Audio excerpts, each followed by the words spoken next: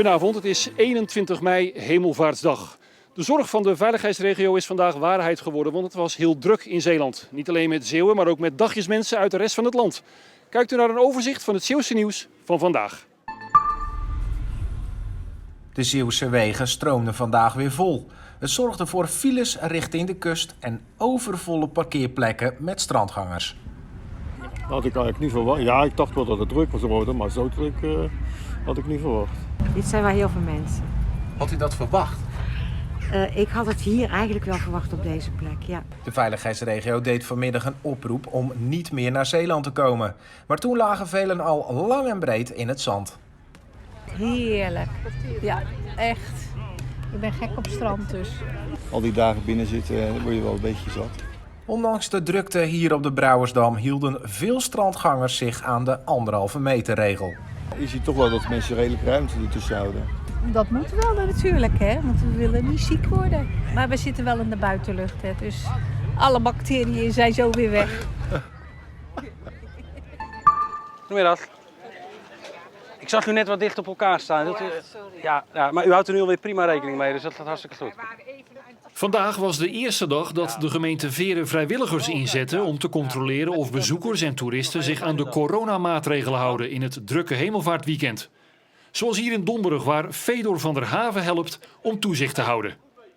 Ik denk als we allemaal een steentje bijdragen om het toch in goede banen te leiden in deze drukke dagen, dat dat toch iets helpt zodat iedereen toch open kan. Ondernemers kunnen open, inwoners kunnen doen wat ze willen doen. Dat is toch belangrijk voor een toeristische gemeente als Veere. Het voordeel van dat de straat nu afgesloten is dat de mensen ook die een ijsje willen kopen wat meer ruimte hebben en ook aan die 1,5 meter kunnen voldoen. Ja, we zijn gastheer, gastdames eigenlijk. Dat is ook wat er verwacht wordt.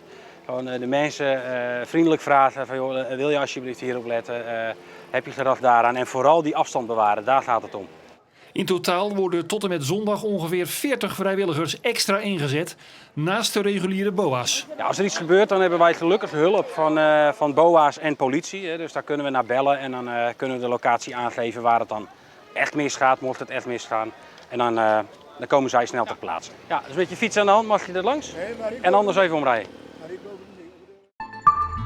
Danny Vera staat voor de tweede keer op rij bovenaan in de Zeeuwse top 40 met zijn nummer Rollercoaster. De lijst met de 40 populairste nummers van Zeeuwse bodem werd vandaag voor de 14e keer uitgezonden bij Omroep Zeeland. Raccoon eindigde op de tweede plek met hun nieuwe hit Het is al laat toch? En Zouterlande, Van Bluff en Gijke Aarnaert eindigden op de derde plaats in de Zeeuwse top 40. Dan de RIVM-cijfers van vandaag. De afgelopen 24 uur zijn er 8 besmettingen van corona bijgekomen in Zeeland. Het totaal komt daarmee op 655. Het afgelopen etmaal zijn er geen nieuwe ziekenhuisopnamen bijgekomen. En ook het aantal sterfgevallen blijft gelijk met 64 in Zeeland. De Goese kunstenaar Koen Wieman maakt driedimensionaal werk met vaak een Zeeuws onderwerp. Zoals dit panorama van de stormvloedkering. Die heb ik 9 jaar geleden ooit eens in het groot gemaakt en verkocht op een veiling. En vervolgens niet meer teruggezien. En ik zat te denken van ja, dat vond ik toch wel een heel mooi onderwerp. En toen kwam ik toch op om hem nog eens een keer te schilderen, maar dan in het klein. En dan kijken hoe klein je kan gaan schilderen. Dat was eigenlijk de uitdaging om zo klein mogelijk dat stormvloedkeringtje erop te krijgen. Nou, maar wel, er zit wel beweging in waar ik altijd naar zoek, zeg maar. Het zijn net grote zwevende kiezelstenen, maar ze zijn gemaakt van piepschuim en dat heeft een reden. Ja, het is wel leuk als je iets maakt, maar als het heel zwaar en veel te groot is, dan wil iemand het niet meenemen. De schilderijen zijn van alle kanten te bekijken en dat vergt een enorme precisie. Het moeilijkste is eigenlijk het zoeken naar de horizon en die zo recht mogelijk houden. Dus je gaat dan kijken van, als je een panorama maakt, dan maak je 5 foto's van links tot rechts. En die plak je dan uiteindelijk aan elkaar. Maar als je hem rondzet, moet je weer helemaal goed uitkomen natuurlijk uiteindelijk. En dat is de grootste uitdaging, zeg maar. Dat is niet iets wat je zo even erop zet. De coronacrisis heeft niet alleen gevolgen voor werk, gezondheid en sport. Ook de hobby's van mensen lijden eronder, zoals een avondje wijnproeven met vrienden. Het Wijnwuf, oftewel Amber Lucaert uit Oost-Soeburg, heeft daar iets op bedacht. Met het wijnpakket kunnen mensen thuis een eigen wijnproeverij doen. Er zitten 3 verschillende wijnen in, van druivenrassen die niet zo bekend zijn. Dus niet de Sauvignon Blanc en de Chardonnay bijvoorbeeld.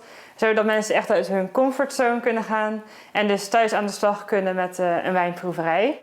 Naast de wijn, een aromakaart, een notitieblok en pennen zitten er ook een aantal filmpjes bij. In deze video ga ik jullie vertellen hoe je het beste wijn proeft. Nou, eigenlijk proef je wijn in 4 stappen. Bij het wijnpakket zit een code voor een online omgeving. En daar kunnen mensen dan naartoe. En daar staan video's over hoe proef je nou het beste wijn. Ik leg dat dan uit in de video. En er staat ook per wijn een video met wat uitleg over de wijn, over het druivenras en wat je er bijvoorbeeld lekker bij kan eten. Heel veel plezier met proeven. Dat moet vast helemaal goed komen. En de tip is gewoon veel oefenen en er vooral veel lol in hebben. Cheers!